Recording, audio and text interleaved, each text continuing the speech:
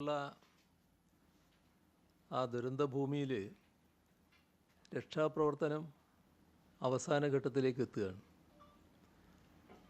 പലയിടത്തായിട്ട് നിസ്സഹായമായി കുടുങ്ങിപ്പോയ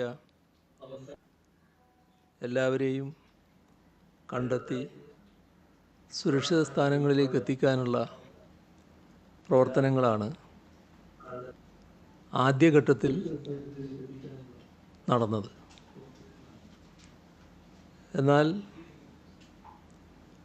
പ്രതീക്ഷ കൈവിടാതെ പരമാവധി ജീവനുകൾ രക്ഷിക്കുക എന്ന ലക്ഷ്യത്തോടെ തന്നെയാണ് എല്ലാ ഘട്ടത്തിലും ആ ടീം പ്രവർത്തിച്ചുകൊണ്ടിരുന്നത്. ജീവൻ്റെ ഒരു തുടിപ്പെങ്കിലും ഉണ്ടെങ്കിൽ അത് കണ്ടെത്തി രക്ഷപ്പെടുത്താനാണ് സ്വജീവൻ പോലും പണയപ്പെടുത്തി ഈ രക്ഷാപ്രവർത്തകർ ശ്രമിച്ചത്. നിലമ്പൂർ മേഖലയിൽ ചാലിയാറിൽ നിന്ന് കണ്ടെടുക്കുന്ന മൃതദേഹങ്ങളും ശരീരഭാഗങ്ങളും തിരിച്ചറിയാൻ വലിയ പ്രയാസം നേരിടുകയാണ്. ഇതുവരെ ആകെ കണ്ടെടുത്തത് 215 മൃതദേഹങ്ങളാണ്.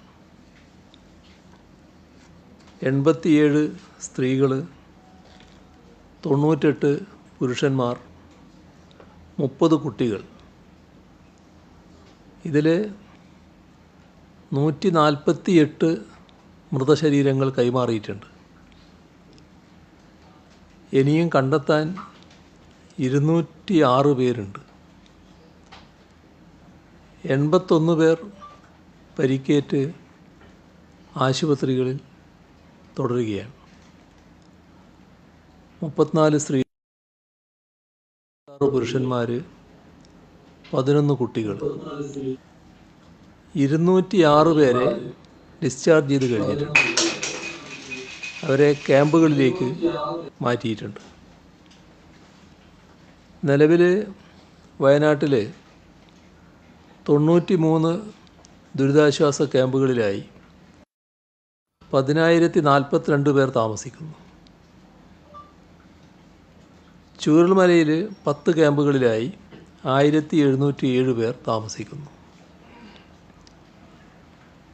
ദുരന്ത മേഖലയിലും ചാലിയാറിലും തെരച്ചിൽ തുടരുന്നുണ്ട്. ഇന്നലെ മാത്രം 40 ടീമുകൾ 6 സെക്ടറുകളായി തിരിഞ്ഞ് രാവിലെ 7 മണി മുതൽ തെരച്ചിൽ ഉൾപ്പെടെയുള്ള രക്ഷാപ്രവർത്തനം ആരംഭിച്ചു.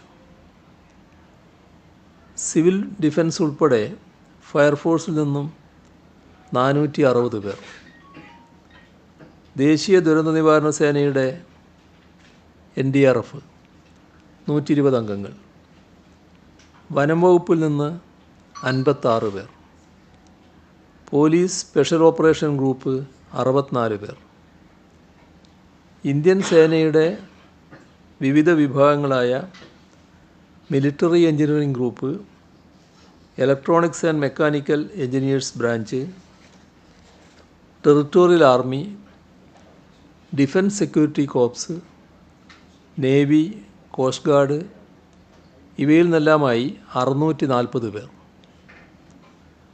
തമിഴ്നാട് ഫയർഫോഴ്സിൽ നിന്നും 44 പേർ. കേരള പോലീസിൻ്റെ ഇന്ത്യൻ റിസർവ് ബറ്റാലിയനിൽ നിന്നും 15 പേർ. ഇങ്ങനെ ആകെ 1419 പേരാണ് രക്ഷാപ്രവർത്തനത്തിൻ്റെ ഭാഗമായി അവിടെ തുടരുന്നത്.